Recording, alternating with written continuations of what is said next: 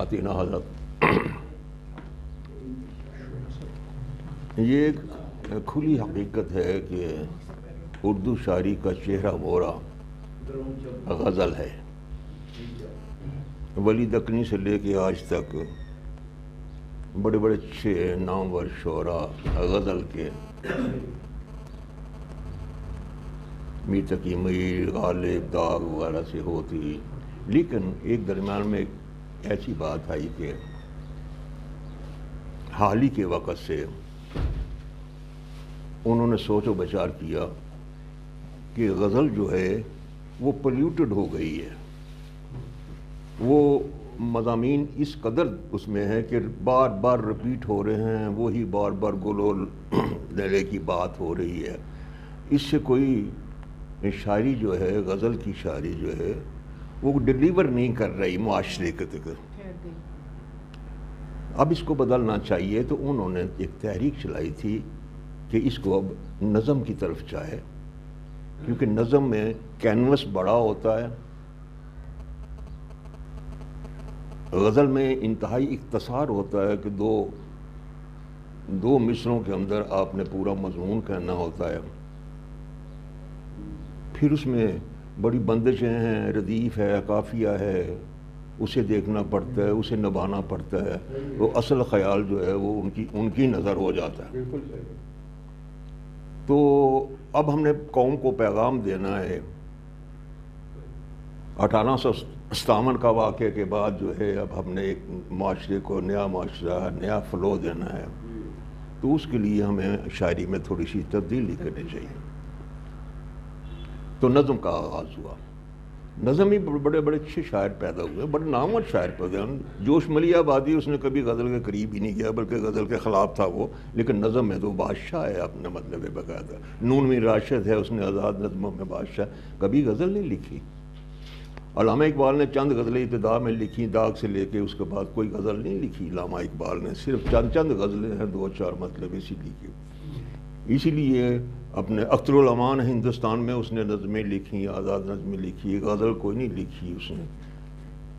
مجید امجد ہے، بہت بڑا شاعر ہے، بلکہ بعض لوگ کہتے ہیں کہ وہ شاعری میں علامہ اقبال سے بھی آگے شاعر ہے، شاعری کے لحاظ سے، حوالے سے، فلسفے کے حوالے سے۔ مجید امجد، اس نے غزل نہیں لکھی، اس نے نظم ہی لکھی ساری۔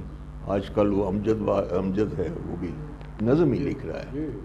تو میرا کہنے کا مطلب ہے کہ یہ بات میں نے ڈاکٹر صاحب کے اس وقت جب حیات تھے تو اس وقت بھی ہوا تھا کہ ڈاکٹر صاحب یہ اس سلسلے میں ہم تھوڑی سی تحریک کریں کہ اور بھی اصناف ہیں شاعری کی، کوئی صرف غزل ہی تو نہیں رہ گئی، نظم جو ہے اس کے اندر بے شمار چیزیں ہیں۔ مطلب یہ سارا دیکھو، اگر دیکھا جائے تو یہ تمام چیزیں جو ہیں نظم والی، وہ قصیدے سے ہی اختیار کر چلی آتی ہیں۔ دعائیہ ہے، نعت ہے، منقبت ہے، اور اس قسم کی اور چیزیں، حمدیہ ہے، پرایا مرثیہ وغیرہ نئی صنف ہے، اس قسم کی بات ہے۔ تو میں نے ڈاکٹر صاحب سے یہ کہا تھا، تو ڈاکٹر صاحب نے کہا اچھا بھائی، جو بھولی بصری قسم کی اصناف رہ گئی ہیں ان پہ ہم زیادہ زور دو گے، تو انہوں نے ربائی شروع کر دی۔ ربائی ہماری بالکل ہی بھولی بصری ہو گئی تھی، بہت پیچھے چلی گئی تھی، تو ڈاکٹر صاحب نے نئے زندگی دینے کے لیے انہوں نے رباعیات پہ زیادہ زور دیا، مطلب پبلش ہوئی۔ تو اس سلسلے میں اصل میں بات یہ ہوتی ہے کہ شاعری میں آپ نے ایک تصویر بنانی ہوتی ہے، خیالی، تصوراتی، جو آپ کے ذہن میں الفاظ میں بیان کی ہے، اور جب سنائی ہیں تو وہ تصویر ہو بہو آپ کے ذہن میں اتر جائے، سننے والے کے ذہن میں، تو اسی شاعری کہتے ہیں۔ جو خیال آپ کے ذہن میں پیدا ہوا ہے اس کو الفاظ میں آپ نے تولا بندھا ہے اور آپ نے کنوے کیا ہے، اور کنوے کرنے میں جس نے بھی سنا ہے وہ ہو بہو اگر وہ اتارنے میں کامیاب ہو گیا ہے سامعین کی نظر میں تو وہ کامیاب شاعر ہے، اگر نہیں ساتھ قاتل ہیں۔ تو میرا خیال تھا کہ آج میں نے بہاریہ پہ، ایک بہار پہ نظم لکھی ہے، غزل کی بجائے میں نے بہار پہ، آج کل بہار کا موسم ہے نا، اپریل ہے، بہار ہے، تو بہار تو آپ کو پتہ ہے کہ ایبسٹریکٹ چیز ہے، بہار بذات خود ایک ایبسٹریکٹ چیز ہے، آپ اسے جاننے کے لیے پھولوں کا کھلنا، کلیوں کا مسکرانا، پرندوں کو چہچہانا، ہوا کا صبا کا چلنا، یہ سب تصویریں اس سب کو اکٹھا کر کے اس کی شکل بہار کی بنا دیتے ہیں. ورنہ بہار تو ایک ایبسٹریکٹ لفظ ہے، سمجھیں گے. لیکن اس کی بے شمار، جب تک آپ اس کی سب تصویریں نہیں بنائیں گے تو بہار آپ کے ذہن میں نہیں اترے گی کبھی تک. چڑیوں کو چہچہانا نہیں آئے گا، پتوں کا ہوا سے بربت کی طرح چلنا نہیں آئے گا. تو وہ تصویر میں نے بنائی ہے. دیکھو کہاں تک ہے ٹائم تھوڑا.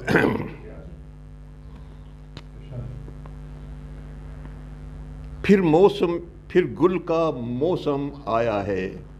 میں عرض کرتا ہوں یہ میں ہندی بیر میں لکھی ہے، کہ ہندی بیر ذرا وضاحت کھلی ہوتی ہے. پھر گل کا موسم آیا ہے، پھر شاداں شاداں ہر دل ہے. پھر گل کا موسم آیا ہے، پھر شاداں شاداں ہر دل ہے. کچھ ایسی کشش ہے موسم میں، کچھ ایسی کشش ہے موسم میں، اب گھر میں رہنا مشکل ہے.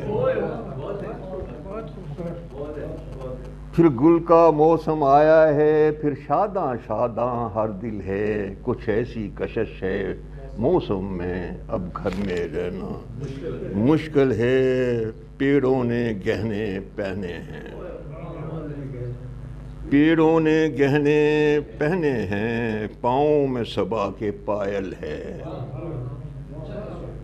پیڑوں نے گہنے پہنے ہیں، پاؤں میں صبا کے پائل ہے. ہر شاخ پہ جھانجھر بجتی ہے، ہر شاخ پہ گاتی کوئل ہے.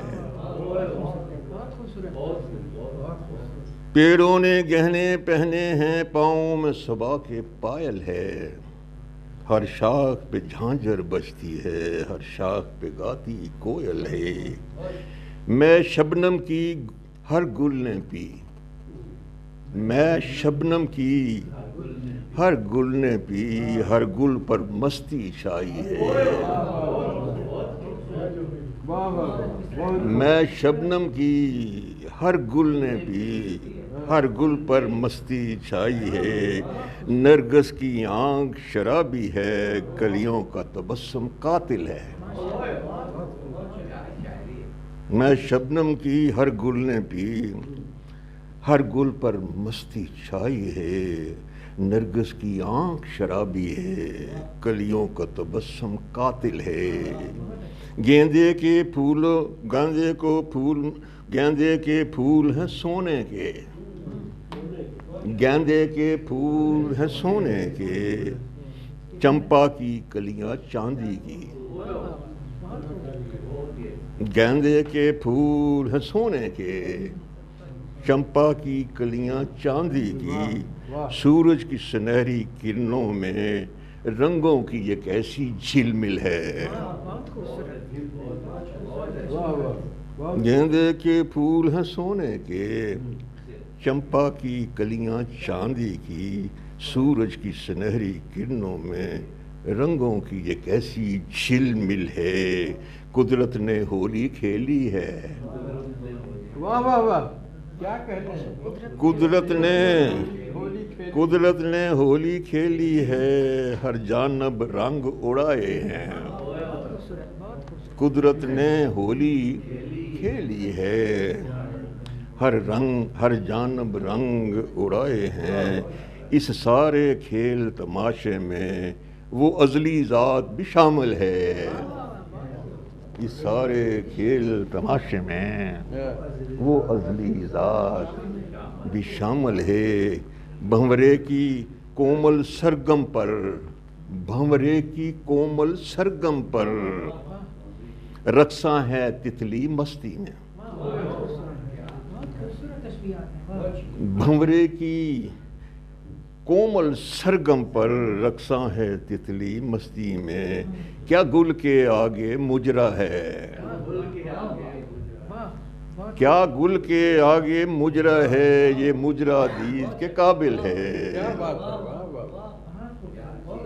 بھنورے کی کوئل سرگم پر رقصاں ہے تتلی مستی میں.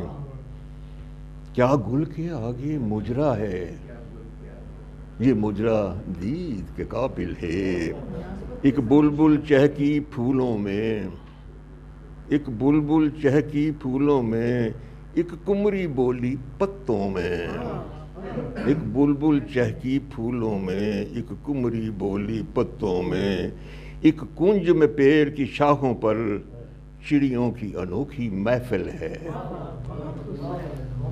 ایک بلبل چہکی پھولوں میں، ایک کمری بولی پتوں میں، ایک کنج میں پیڑ کی شاخوں پر چڑیوں کی انوکھی محفل ہے۔ کتنے ہی پرندے اڑتے ہیں، کونجوں کی قطاریں چلتی ہیں۔ کتنے ہی پرندے اڑتے ہیں، کونجوں کی قطاریں چلتی ہیں۔ اس منظر کے پس منظر میں ایک اڑتا اڑتا بادل ہے۔ کتنے ہی پرندے اڑتے ہیں، کونجوں کی قطاریں چلتی ہیں۔ اس منظر کے پس منظر میں ایک اڑتا اڑتا بادل ہے۔ کیا نازک نازک شاخوں پر پھرتی ہے گلہری نخرے سے۔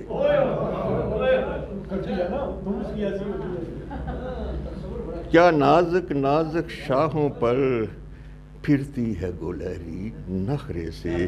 یہ نٹ کھٹ کیسی نٹنی ہے جو اپنے فن میں کامل ہے۔ پھر گل کا موسم آیا، پھر شاداں شاداں ہر دل ہے۔